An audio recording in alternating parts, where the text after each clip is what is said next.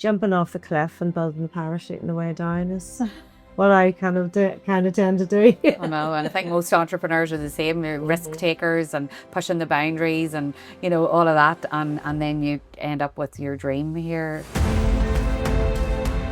I am a complete accidental hotelier. I'd never even had worked in a hotel in my life. I'd never even contemplated going into hospitality at all. It was the whole reason for doing it is to tell the stories that the people of Belfast celebrate us, our culture, our city, our people, our inventions, all our achievements. Because sometimes people self-fund and they're always afraid of the borrowing or the investment from someone else. Like, how does that make you feel? Head down, tail up.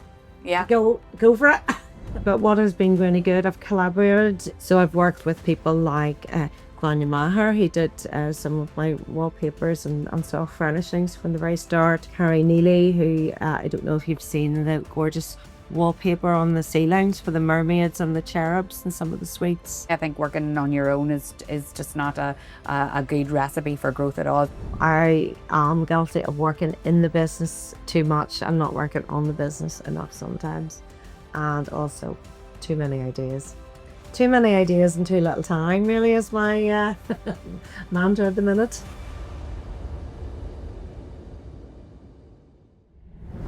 Welcome to the Dig podcast. I am your host, Caroline O'Neill. And before we get to our next guest, which is amazing, by the way, I want to ask you a quick favour to hit subscribe if you're watching on YouTube, because loads of people watch each week and they haven't actually hit that subscribe button. It means you'll be notified whenever all the amazing episodes go live. And also on Apple and Spotify, hit that follow button, helps the podcast grow, and then we can bring great guests to you each week. Today on the Dig podcast, I am speaking to Melanie Harrison, who is the proprietress of the Harrison Chambers of Distinction, which is where I'm sitting right now. It's described as a bohemian boat hole in Belfast. That's Melanie's description. Melanie has put so much thought and effort in bringing the people of this country and the memories all to each room and each area. And she's very creative and wants to bring her vision to life within her business. And she definitely does that.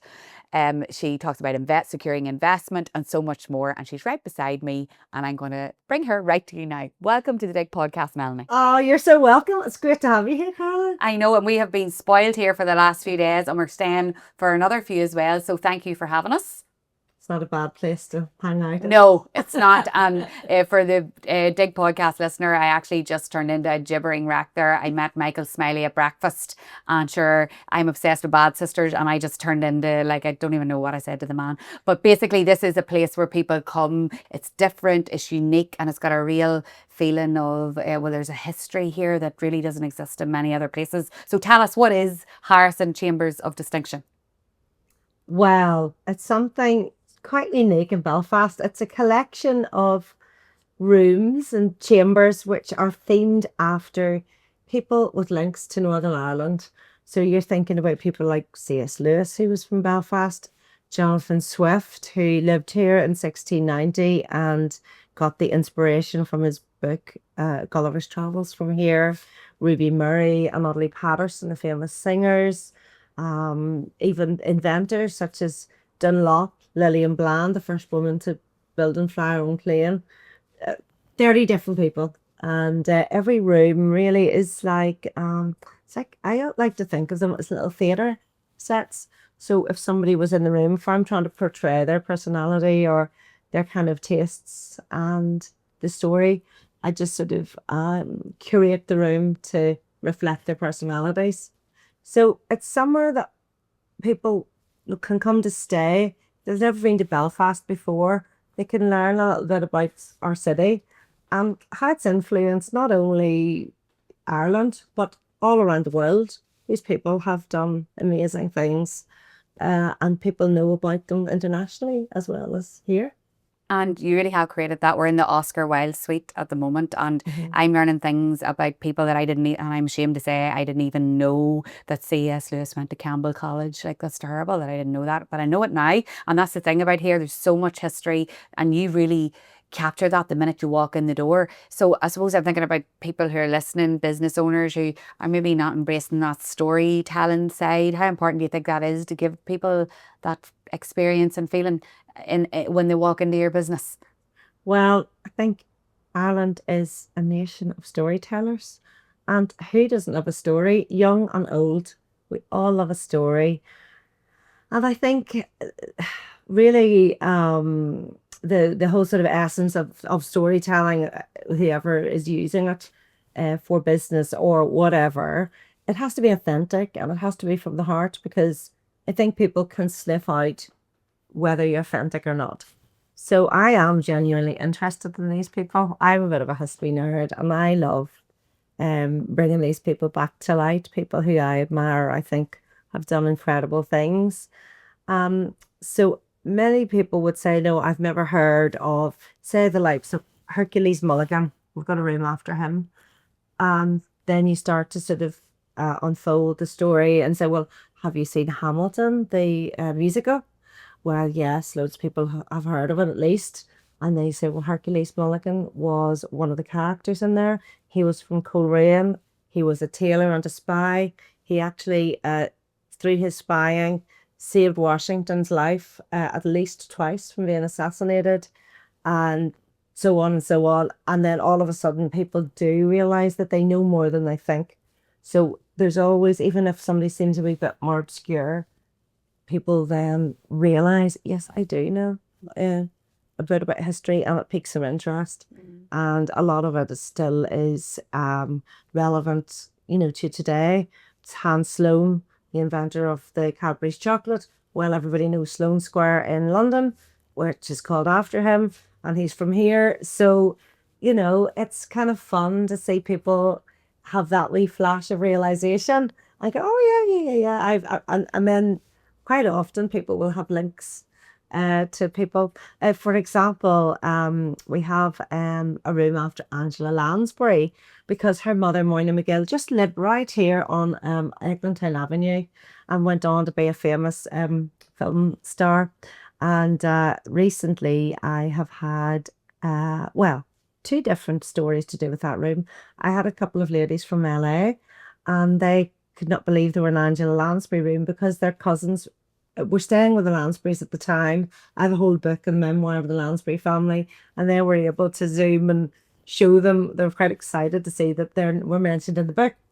The other thing is that there was another lady here with her husband, and she had been in many of the Murder She Wrote episodes, as long as well as a lot of other movies and films and TV series.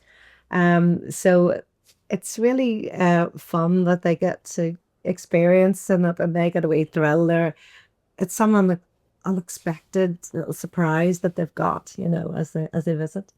And you really thought about that in every way. And I suppose whenever people are listening to the business series, especially at the Dig podcast, we're always trying to inspire them. Like, what kind of stories could they tell about their business? Are they telling why they started it, where it came from, why they love it? Maybe bringing in those little experiences that you brought in a way that suits their brand, obviously. But it's so important, isn't it?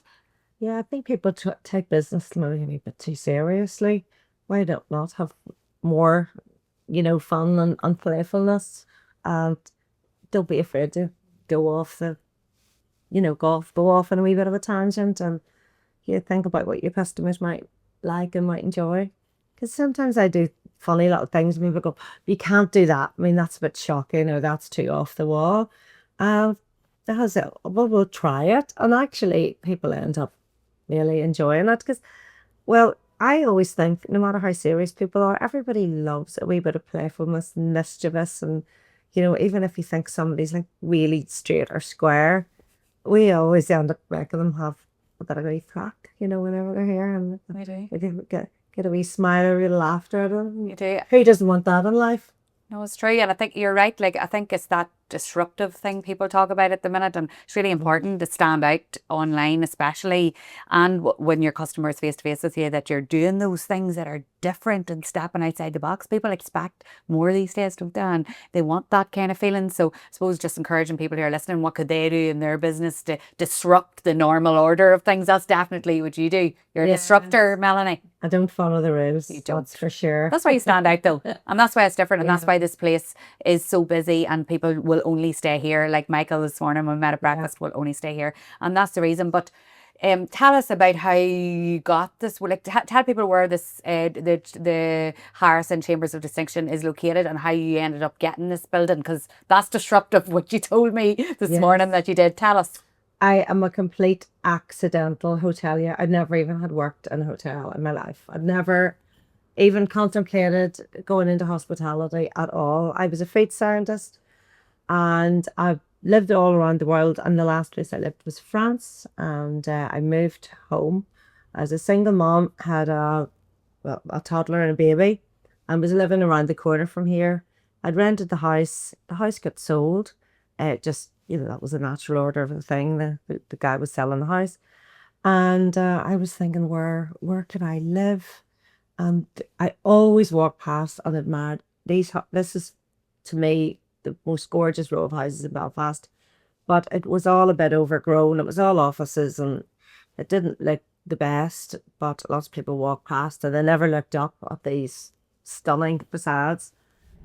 Have you been using ChatGPT, but you feel like you're not getting the most out of it? Or maybe you're ready to take things up a level, but you're just not sure what to do. Well, now's the perfect time.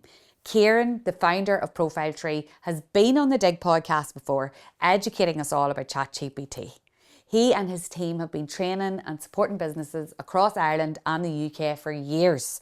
And they've been helping teams build confidence with digital tools and new technologies. And they've found that even the most frequent ChatGPT users are only scratching the surface. They're making use of about 10% of what it can actually do.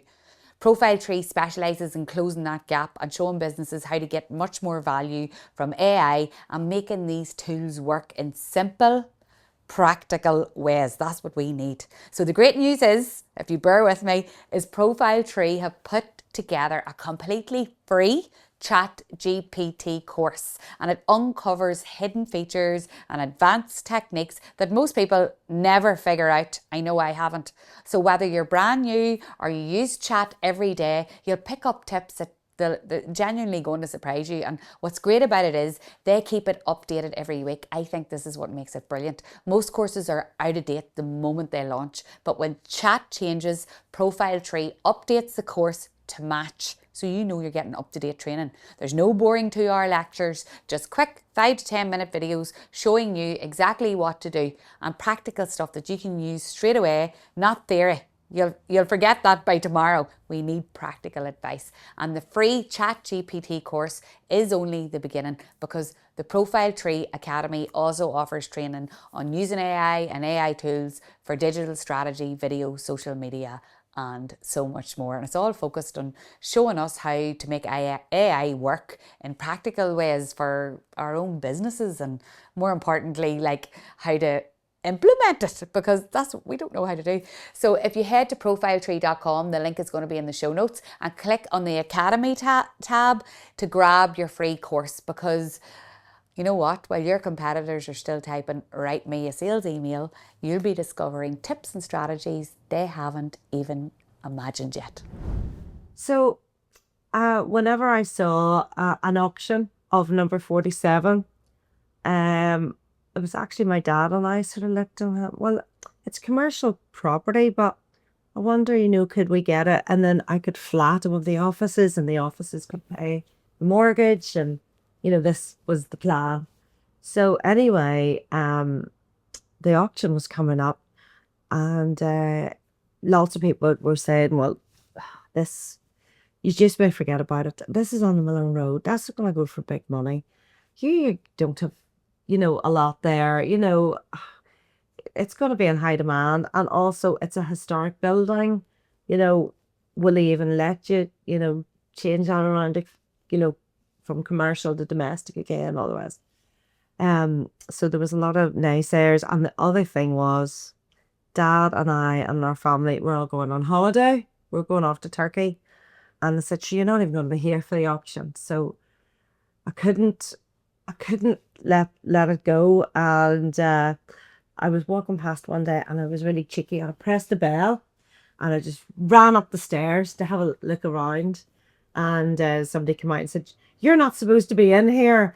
And I said, I know. I was just, having a look because I'm going to the auction, for the building. And they said, oh, you've got to go through the right channels to the estate agents or whatever. But I never did. And I thought, well, if these buildings have been standing from 1879, I'm sure they're fine. They look very nice. And I said, I'm just going to go for it. So a friend Leslie went to the auction for me, and we thought really the chances of getting it would be very slim at the budget that I had. But in she went very willingly, and she phoned me in Turkey to say that we'd been successful. And she was in a bit of a panic because they said, you have to pay the deposit right now. And she wasn't allowed to go to the toilet. She wasn't allowed to leave the building. So I had to phone my brother to come along and sort it all out, pay a check over for the deposit of this building. So there we were. We got number 47. So I then proceeded with my dad to got the place out, and with the help of a few tradesmen, got the apartment where myself and my children could live. And at the very end, when we were clearing out, there was a room where all of the tools that the builders had left lying around were lying, and we got those all cleared out. And I said, maybe try and rent this, place out, for just maybe a lodger or something. So we made a little studio. Before I even took the pictures of it, it was just rented straight away because we're beside the Lyric, we're beside the Queen's University, we're beside the Botanic and Museum and everything. So it's a great area for people who are working, studying, actors, artists, and just holiday makers, really. So that was great. So I was very encouraged by that. Then the offices moved from downstairs. There was 5 offices, and I quickly made those into ensuite bedrooms. So then all of a sudden I had a little Airbnb with 5 bedrooms, and I absolutely loved it. It was the best thing I ever had done in my life. Met people from all around the world who I'm still friendly with. I just loved it. Well, I love travel, you see, and to me, having someone like that is the next best thing to travel, because people come to me from all the way and they have stories, and they just bring a good bit of flavor to the premises, and it's sort of I feel very enriched in my life. I get to know these people, so it just suits my personality. It suits my way of life, and I love collecting things. So my passions are going around antique places, auction houses, curio shops, and buying all these lovely pieces. I love art as well. I collect nice art. I love decorating. I love people. I love stories, and I love history. I'm a history nerd. So this business just is a lovely lifestyle for me. It's everything that I love. So that works really well for me. So I suppose So that you had your Airbnbs and all, but then how did it turn into this where we are now? This is much more than like an then there was a Airbnb model. there was a big step to be had there. Okay, so what happened there? So Dawson White were a very successful insurance company, and they were next door. They had 43 and 45. So they were putting their building up for sale. Great. And they just mentioned to us that this could be coming on. So that was a really big jump to go from 5 Airbnb rooms to a 16 room. Well, I didn't know what it was going to be, whether it was going to be a guest house, whether it was going to be a hotel, what would it be? But I thought, well, let's go for it. Let's branch out, and we're going to do this. And I think I had become a person through all my travels, and I was always travel with work and business, and I was at one of these people who ended up. I didn't really like hotels anymore. They were just. I said, why do they have to, decorate the rooms like this, or why do I have to do this and that, or whatever? So I thought I'm going to create something that me and my friends would like to stay in, and I didn't want to be pigeonholed into a category. So when my friend Ross up the road agreed to help me with the brand, we came up with just calling it the Harrison, really, because it sort of honoured my dad, who really wanted to make these houses into a real landmark in Belfast, and really elevate them to something that would be celebrated. And then we called it the Chambers of Distinction because we didn't really know what it was going to be. And everybody said, what is this going to be? And we just tongue in cheek just said, it is the Chambers of Distinction. And they said, what is that? And I said, well, you'll just have to come and find out. So it was a wee bit of playfulness and a wee bit of adventure. And it was a bit of like, this will just kind of evolve into, an interesting place to stay. But I don't really sort of envisage the rooms whenever I'm designing a room. I don't really know what it is until I get in and I have all my pieces around me, and I just think about the person and I think about their character. So it's not, I've no storyboards or anything planned out. It just comes from my head. So talk to me about that, because I heard Yes. you speak at an event where you said that, and I suppose when you're starting out in business, you can feel very vulnerable about making the right decisions, about Yes. taking the right guidance, and you can be very much swayed by the experts and Yeah. lose your heart in some of it. So they said, the experts said to you, what about designing this place? They said, do not, please do not do it. Don't design it. You're not an interior designer. You've no experience. It is going to be a disaster. And please, begging me, don't do it. And but I think you get advice in business, and sometimes you take it and sometimes you don't. But when everything screams in you, you know that you can't not do it. Um, Basically, I felt I had to, and I thought if I got an interior designer in here, it lost the character and the soul and the whole essence of being. This is what I it was the whole reason for doing it is to tell the stories of the people of Belfast. And whenever you're here, you couldn't be anywhere else but Belfast. It is Belfast through and through, and that's what I wanted to celebrate. I was really, really proud of where I come from after being away. Whenever you go away, I think you come back and you realize how great it is here. And I wanted to celebrate that. And I felt I don't want to imitate American chains or English chains or anything. I just want to be us. And what's wrong with Northern Ireland? We're always a bit sort of modest and a bit embarrassed and hiding behind things. Let's just celebrate. Yeah, just celebrate us, our culture, our city, our people, our inventions, all our achievements. And so you just went full steam ahead. You didn't listen to the people that said you can't. Yes. You did. Yeah. And I suppose that's a message for people that are listening. If you have it in your heart and something that you want to do, people that give you advice, yes, there's always the good mentors and the mentors that you really, but sometimes all advice is not the right advice. And in this case, it wasn't, because you have just transported us into a different world with what is here.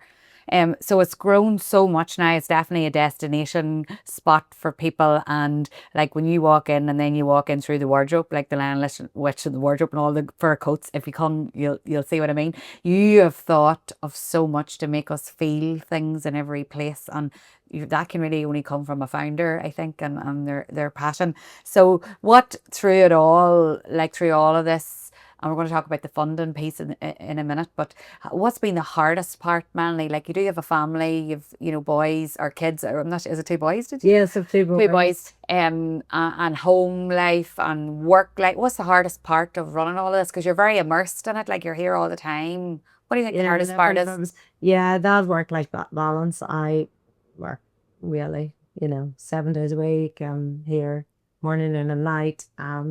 Yeah, it does. Yeah, you are tied to it in hospitality, and if you really want to put your heart and soul into it, so that would definitely be a challenge. So trying to sort of get away outside the business and, I am guilty of working in the business too much. I'm not working on the business enough sometimes. And also too many ideas. Too many ideas and too little time really is my mantra at the minute. Are you struggling to find new talent? Are you facing skill gaps in your business? Well, then, have you considered a more flexible workplace? Timely Careers is a coaching, skills, and jobs platform created by the WIB Group, and it connects ambitious women with flexible opportunities while meeting the needs of you, the employer.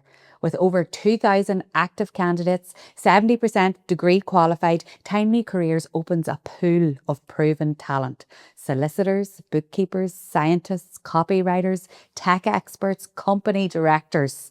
So by advertising with Timely Careers, you'll access candidates you might not reach everywhere, and you'll fast track women into the workforce and create a positive ripple effect on the economy.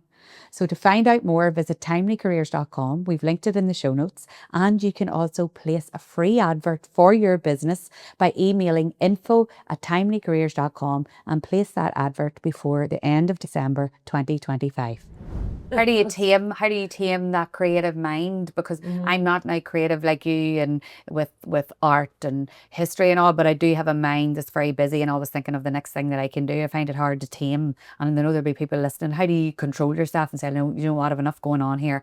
I'm not buying another building. I'm not doing up another room. I'm just going to. Do you do that? Or are you always thinking of the next thing? Yeah, my mind is a bit busy, but what has been really good, I've collaborated with a lot of people who help me to,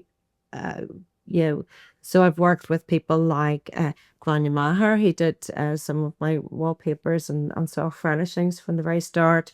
Carrie Neely, who I don't know if you've seen the gorgeous wallpaper on the ceilings for the mermaids and the cherubs and some of the suites. And she's done, lots of,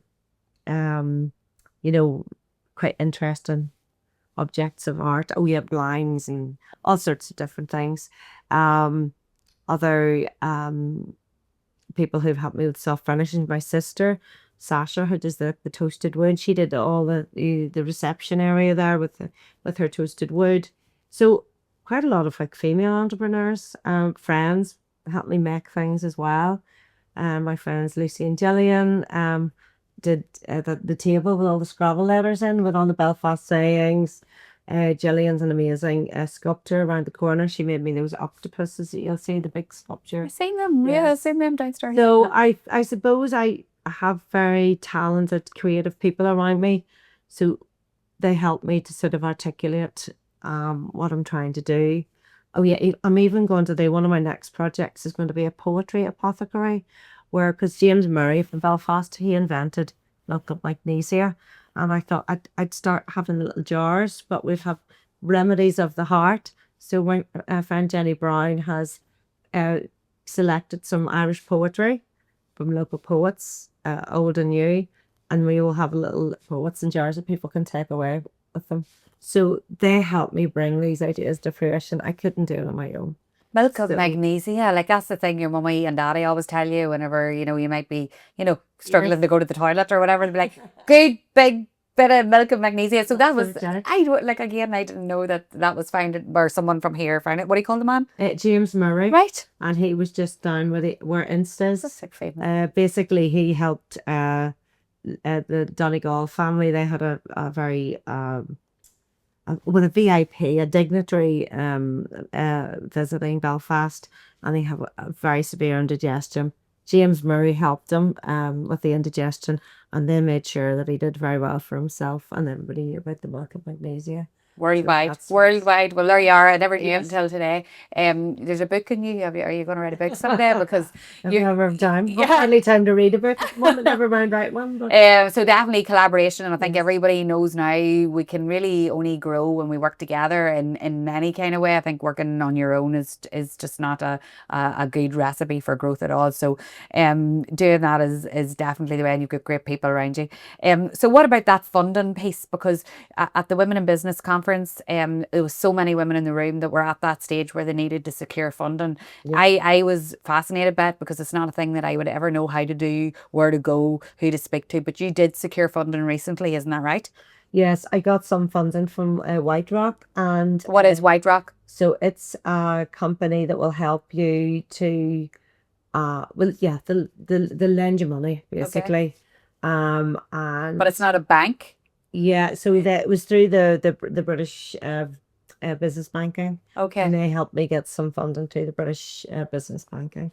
And just to stop you there, because this is, I pure want to know, like, did each staff for how did you just reach out to the? How do you do that? Yes, I reached out to WhiteRock funding, Okay. and they then I signed a lot of forms. I did a lot of due diligence. Then they sort of, with British Business Bank, give me a loan in order to buy a number 51. So because yeah, so that was the building that we were in, where we have the restaurant and the new suites and everything. So that was good, but it is a big challenge to get funding. I think especially for women, it's very difficult, and a lot of the stuff I've actually just sort of funded myself from just my business. So basically, as money comes in, I'm just on to the next step, which is probably not really recommended, but it's probably quite a risky way to do it, but that's the way I've had to do it. Really. And I would say no other choice for people listening, probably the way a lot of people are running their businesses. Let's face it.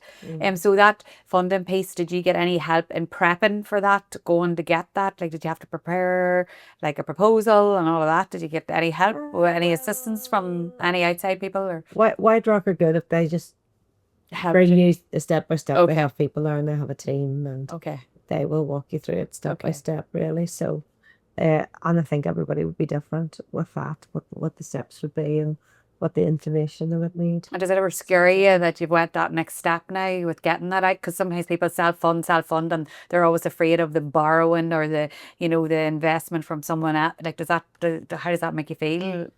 Well, I just bladder on. Just let's just head down, tail up. Yeah. Go for it. And that's I suppose for that next step, there's no going back now, Caroline. No going back, and that's it. You can't put the genie back in the bottle. That's all like. I know, and you know what? If it's the next step, you have to embrace that part. It's a different kind of process and mindset of your self-funding, and going for investment is a big thing. But sometimes the next thing that's neat, like look what you've achieved now, because you got that injection of cash, and sometimes you can't just get to that next step.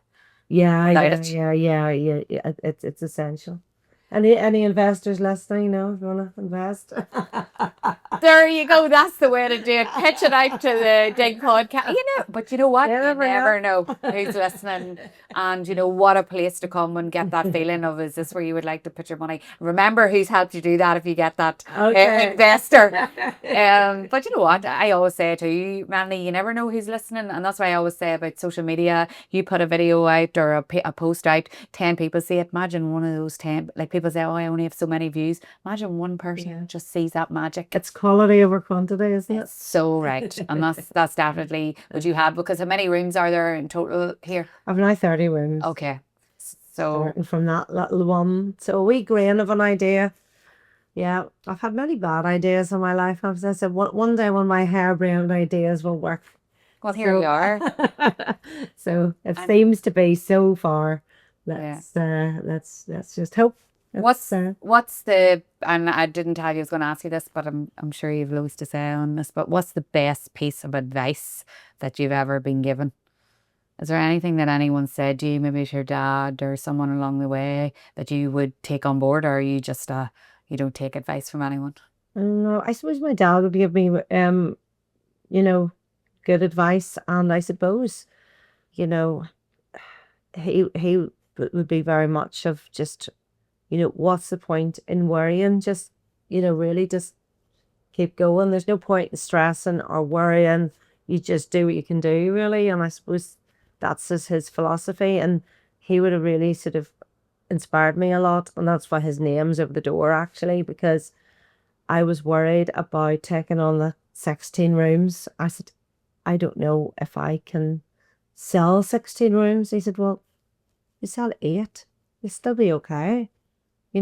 Sort of just, keep chipping away and do what you can. And yeah, that's really, I suppose it's more of somebody being behind you and supporting you, really, is the main thing. You have to have one person who's your champion, even though there's loads of people around you say you're completely bonkers.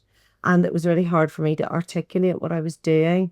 I couldn't really put it into words, and everybody's like, what is it you're doing? Uh, and nobody kind of really understood what it was. But if you just have a person or even a few people, and they just, give you that bit of that confidence, yeah, just it's that kind of jumping off the cliff and building the parachute on the way down is what I kind of tend to do. I know, and I think most entrepreneurs are the same. They're risk takers and pushing the boundaries and all of that, and then you end up with your dream here. So, and what is the future then for the Harrison? Have you any plans that you can let us in on, or are you just working on maintaining what we have? Well, I always say to people whenever they say, oh, so when will it be finished? I go, well, never. It's never going to be finished. It's one of these ongoing things because I'm always going to have ideas. I'm going to make it creative. So at the moment, I am working on the reception and the foyer and where the lift is. I'm going to make that more of an immersive experience where, well, I'm talking about my poetry apothecary that I'm going to do, and hopefully working in collaboration with No Alibis Bookshop to make a little sort of concession bookstore where people can read more from Belfast authors and books like that. And then I'm going to set up a nice little sort of merchandising area and reception where people can buy local products to Belfast, and maybe a couple of bits of merch from the Harrison. Got some very nice sort of t-shirts and tote bags and umbrellas that I'm designing at the moment. And you never know, maybe I might write that book, Caroline, when I get some time. Maybe I'm the telling you. coffee table book with It's some in there. It's in there, and we need all the juicy bits behind the scenes because I would just know you've loads of stories from your travels and everything that you could include. But it's fascinating. It's been like we could go to a studio to record, but it wouldn't have the fun, the experience, and the memories that we're going to create from working here as well. So also for people who are listening, there's a brilliant if you want to come and experience the Harrison, we have a great discount as well. Do you want to tell us what you're going to do for people? Yeah, so if you put DIG15 into the promo code, if you're booking the Harrison, you will get 15% off right up until the 30th of July 2026. So love to have some more people coming in and experiencing the fun and the crack at the Harrison. And the rooms are yeah, they're definitely an experience. Definitely. So it's amazing to have that running right up to July. So thank you for offering that to the listeners. Thank you for being my guest on the Dig podcast today. Thanks for having us. We've got a whole team of people here getting spoiled. It's such a pleasure. We've loved it, and we can't wait to come back again and see what else that immersive experience that you're working on. And good luck to you with all that you, and don't ever change. Don't listen to those people that tell you can't. I know you wouldn't anyway, but imagine if you had listened, we wouldn't be sitting where we are today. Yeah, I don't know what I would be doing actually. I know. Well, don't think about that. We're glad you didn't. And thank you so much for being my guest. And thank you to you, the Dig podcast listener. If you watch on YouTube, I'm just asking you another wee favour. If you could hit that subscribe button, or if you listen on Spotify or watch on Spotify or listen on Apple Podcasts, hit that follow button, and then it'll help us to keep meeting people like Melanie and keep bringing you great guests each week.